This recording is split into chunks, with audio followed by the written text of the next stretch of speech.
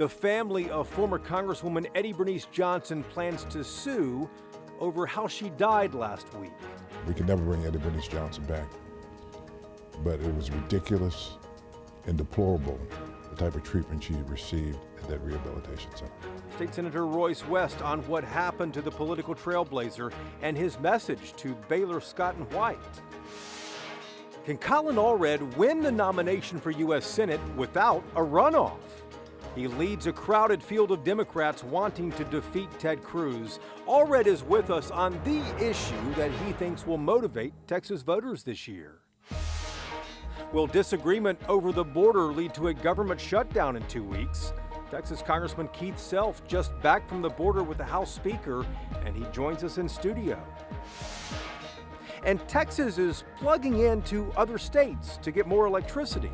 What two projects in the works right now might mean when the power supply gets tight in Texas. Inside Texas Politics with Jason Whiteley starts now. Good Sunday morning and Happy New Year to you. Lots to get to this morning, but let's start with the headlines here. Texas wants to plug into other states to get more electricity if things get tight here in Texas. Think of this as a big extension cord from Texas over to Mississippi. If Texas gets tight on electricity, we can plug into that state. Now, we already have one such connection with Mexico, another one in the works out in West Texas. None of this, though, would prevent what happened during February of 2021. Still, though, it is a start. City of Dallas is not giving up on its effort to ban short-term rental homes in different parts of the city. A judge last month put the new ordinance on hold, saying Dallas's ordinance infringes on private property rights. Dallas is appealing that judge's decision. Owners of short-term rentals say they would like to discuss fair and sensible regulations to be better neighbors in single-family neighborhoods. And a former Congresswoman now forced to defend pictures on her Instagram account. Mayra Flores is accused of stealing images of Mexican food and then passing them off as her own cooking. She was the first Mexican-born woman to serve in Congress. She's also running right now to retake the seat she lost to Vicente Gonzalez. Flores told the Texas Tribune that the food pics reminded her of Mexico, but still she did decide to delete them. We begin this morning, though, with former Congresswoman Bernice Johnson. Her funeral is Tuesday, but overshadowing all of this now is exactly how the 89-year-old died. She died from an infection after back surgery, and Johnson's son is now preparing to sue Baylor Scott and White for medical negligence. In 1992, when Johnson got elected to Congress, Royce West succeeded her in the state Senate. Senator West is our first guest this morning. Senator, let's start with Congresswoman Bernice Johnson. Her family is talking about maybe suing Baylor Scott and White. This, of course, is surprising news just before her funeral here. I'm curious about the reaction to how she died, this infection that she says she got from the hospital. You know, you got to think about how this plays. The fact is, Bernice Johnson, 30 years in Congress, first nurse to go to Congress, healthcare being one of her chief priorities, making certain accessible quality care is provided to people across this country, and to lose her life because she didn't receive quality care is just an indictment on our healthcare system here in Dallas. How in the world, if everything is true, what has been said, how could you leave not only Bernice Johnson, but a patient unsupervised for an extended period of time? I think based on what is being said, over an hour. It's unfathomable that this happened. This will not go to trial. Baylor Scott and White needs to do the right thing and make certain that this matter is resolved to the satisfaction of the family. We can never bring Bernice Johnson back, but it was ridiculous and deplorable the type of treatment she received at that rehabilitation center. You don't think it'll go to trial? You think a settlement will happen? I do. Over the last week, we've heard a lot about the former Congresswoman, obviously, in the news. You knew her quite well. I'm curious, you succeeded her in the state Senate. What was that like? Any words of advice, any words of wisdom she gave you before you walked into the chamber? Yes, I'll tell you, yes. She sat down with me and said, Royce, I'm gonna give you, I can't recall the name of the book, but in essence, the book was this: understand that the people that you're getting ready to meet are going to be your new political friends. I didn't know what she meant, but come to find out what she actually means, as long as you're a senator, they're your friends, okay? But she also said, I'm going to teach you how to drink the whiskey, which I don't drink, okay? Eat their food, and still vote against them, okay? And so she taught me that lesson. You allow people to have access, but you don't allow the access to turn around and make a difference as it relates to what you think is the best interest of the district or the state. Let me ask you this last question. What do you think her legacy is? Her legacy will be one of, like I said, being thought of in the same vein as Lady Bird Johnson or other heroes and sheroes of the state of Texas. That she was a person that desired to make certain that women's rights was on the front burner. She was an advocate around this country, around this world for women's rights. She was a consummate politician who stayed in contact with the community to make certain she understood what the heartbeat of the community was, and she acted accordingly. Senator, thank you. My pleasure. All right, let's bring in the roundtable to talk about this now. Bud Kennedy is here from the Fort Worth Star-Telegram. Ian Mitra is with us from the Texas Tribune in Austin. And of course, Bernadine Steptoe, political producer at WFAA in Dallas. Bud, the Congresswoman's funeral is on Tuesday. Just days before this, we have this bombshell that comes out. Well, it's incredible, and you look at someone who's, been part of Dallas for so long, a career spanning 7 decades. When she first went to the State House in 1972, right. I mean, that was her first campaign. She was arguing that Nixon was spending too much money on the war in Vietnam. She went down to Austin. She was actually called the N-word by the comptroller, by a state official, when she went to Austin. Her career just incredible, and the love for her in Dallas incredible. Something like this. How surprising was this, though, Ian? It took all of us by surprise here. Yes, and just to reiterate also what Senator West said was just, obviously this is a legacy that will kind of, live beyond to, in spite of what kind of the news headlines are right now. It's just, the first Black Dallassite, elected to an office, first nurse, third woman to be elected from Texas to Congress, chaired the Congressional Black Caucus, so many accolades and things. And, you can just see the reflection just in kind of in the tributes of the impact that Congresswoman Johnson made. Bernadine? And you know what? You must keep in mind that she was a big advocate of quality health care. And for her to end this way, it's unimaginable. Now, I had heard that, she had an infection, but I had no idea it was caused by this. But it's just unacceptable. And also, I'm quickly say this, that it's going to put a spotlight on health care. Yeah. That it failed Eddie Bernice Johnson. And a case that will likely end up in a settlement as well. Here's what's ahead coming up here. Coming up next here, Congressman Colin Allred on the issue that he thinks will motivate voters to turn out this year. Plus, the question is, can Allred win the Democratic nomination for Senate without a runoff? And immigration will come to a head in Washington this week. Republican Congressman Keith Self just back from the border, and he is in studio. Inside Texas Politics, back in just a moment. Welcome back to Inside Texas Politics. Right now, we are less than 60 days away from the primary election, and the biggest race in Texas is the one for U.S. Senate. And the biggest question right now is whether Colin Allred can win the Democratic nomination without a runoff. Allred took our questions on that and the issue that Democrats are really campaigning on this year. Let's start with abortion. It's an issue you've talked a lot about lately. You wrote the op-ed for the Dallas Morning News on this issue as well. How much of a motivator do you think that single issue is going to be when it comes to voter turnout this year? Well, I think it's a motivator. I think it's also our reality. My wife and I have had 2 baby boys at Baylor in the last 5 years. And I just can't imagine how we would have handled it if our doctor had come in and said there's a problem with the baby or with the pregnancy. You have to make a very difficult decision, but there's nothing that I can do to help you. That's the reality that's happening in our state right now. The Kate Cox story, I think, is one that just brought home what it means to have an almost total ban on abortion in our state, which is what we're experiencing right now.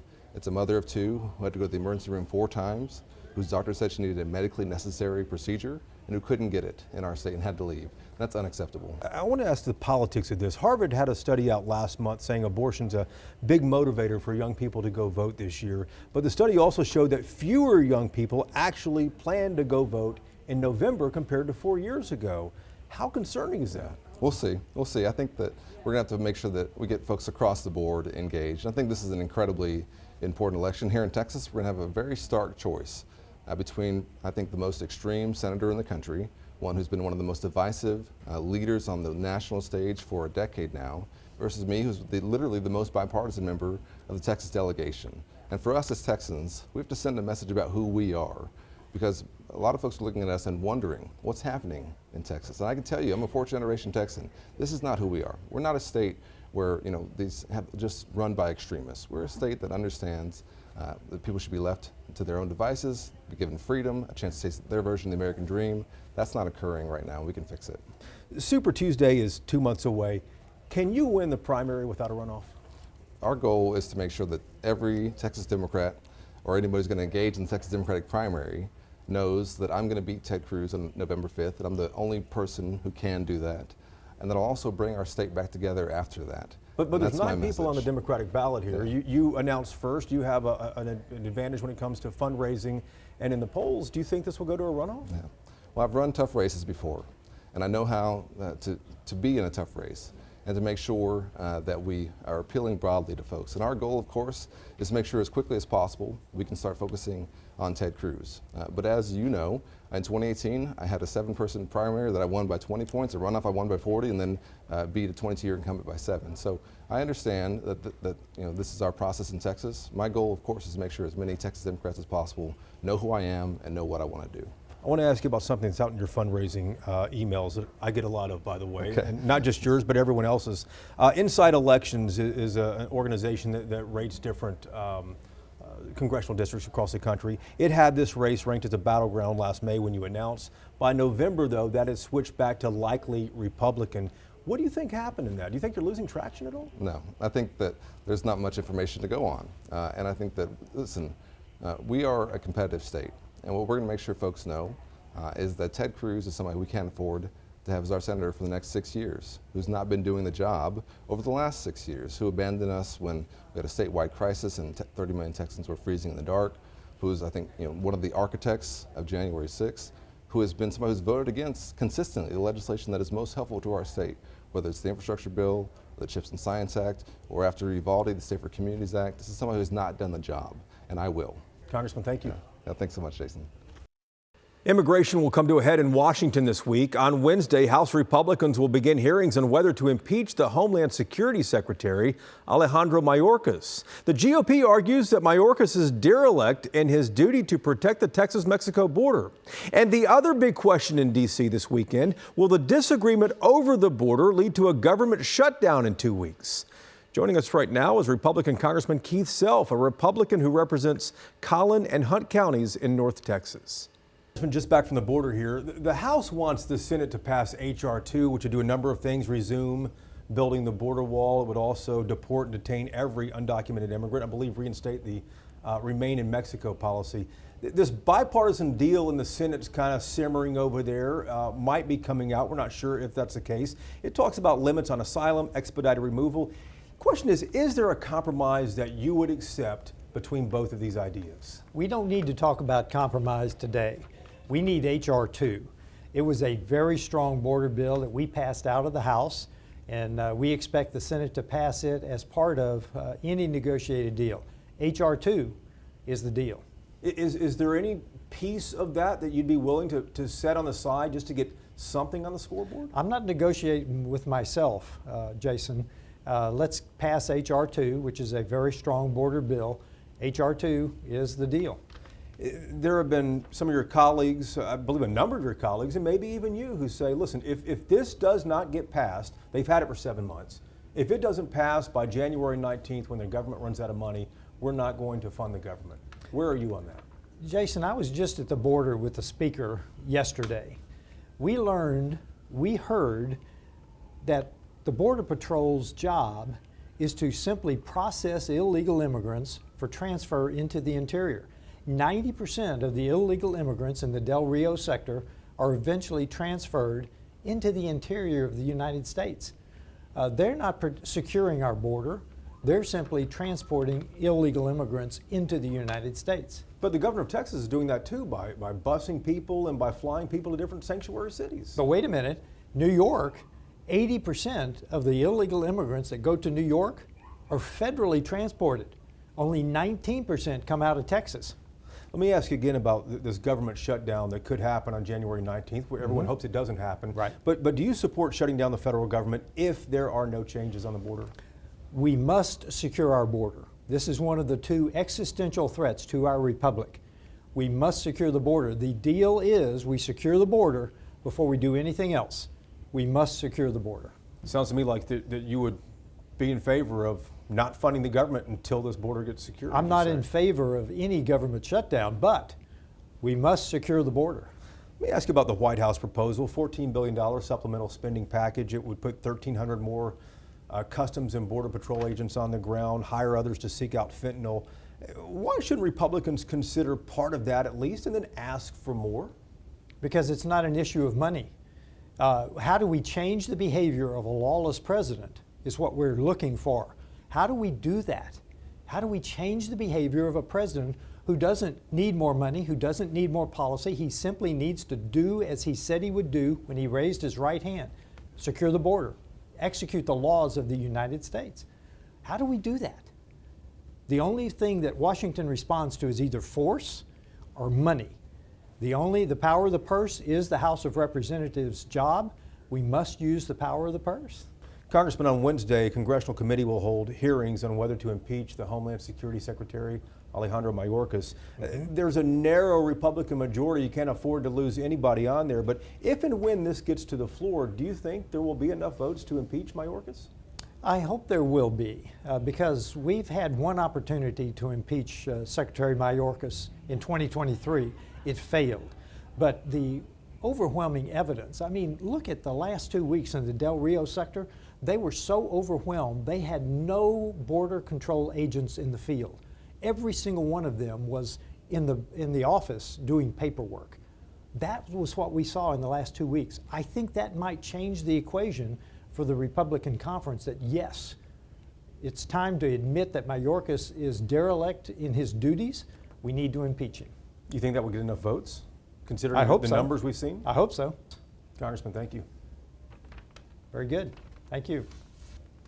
Back in just a moment here. All right, back now with the roundtable. Let's pick back up where Congressman Self left off and talk about immigration, Bud.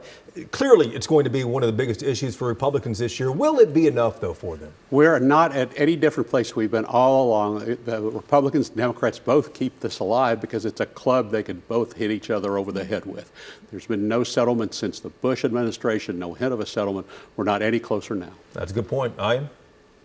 Yes, and it's a continuing an issue that both sides see some opportunities. I mean, like, on the Republican side, there's no clear plan that the Democrats are really outlining that is really resonating, and so the Republicans can really point to this. And also there's also the aspect of Senate Bill 4.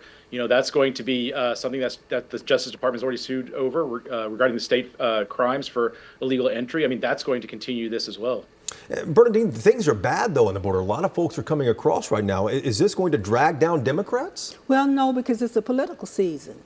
And the Democrats are not going to give in to the Republicans, and the Republicans are not going to give the Democrats a win. So at this point, it's about politics. It's not about what's best or how to improve that border. Because if you improve it, the Democrats don't have their talking points and the Republicans don't have theirs. And it's a sad situation. But it's politics. I know when I look at this issue and think about this, it seems like the Biden administration has made some unforced errors here and on the border and could have been at least pretending like they're doing more down there by showing up more often, maybe. Absolutely, and then they've been getting dinged for it, rightfully so, in terms of their, of just even the perception of what they're doing, and so, that has been a kind of a thing that they continue to get dinged on, and Republicans really see the opportunity here, and also like as part of a broader aspect too, when they're talking about security funding and also talking about funding for supporting Ukraine and what's going on in the Middle East too. Like this is also part of that dialogue as well. Let's talk about state politics here, Bud. What an interesting 2024 it's been. It's only, January 7th here. Greg Abbott, choosing who he wants to run for the state house. And then this issue that happened with Ken Paxton the other day. Well, we've already got these crazy things going on with Governor Abbott. He was already said that he was going to try to defeat, he was going to let the voters decide about vouchers by supporting candidates who were pro-voucher. And then, he went over the Representative Holland from Rockwall. The Rockwall County Republicans went after him on not only on vouchers, but on guns. He had voted to raise the age to 21 for buying a semi-automatic rifle, even on whether Democrats get appointed chairs in the House. These are not usually Greg Abbott's issues. He's going after his friends and supporters. Nobody knows what's going on. Bernadine, what do you make of this? I mean, we're 7 days into the new year, and it's already odd coming out of the gate. I know it, and it's as if Abbott is like, okay, you all did give me what I wanted, and he's also supporting people or candidates who Paxton is not supporting. It's just interesting because it's as if Abbott is on his vengeful tour, and he's going to get what he wants regardless of the optics or how it appears. And Bud, the final thing here too, Ken Paxton was the target of a swatting attack. Someone essentially called the police to his house saying there was a crime going on recently as well. That's another indication of what things are looking like so far. It was something that he lashed out at reporters about in newspapers, right, even though he wasn't home at the time. And, if he had been, he probably thought they were there to serve a subpoena. All right. Guys, thanks so much. We appreciate that. Thank you for watching. As always, we're back again next Sunday to take you inside Texas politics, and we hope you can join us then. Take care.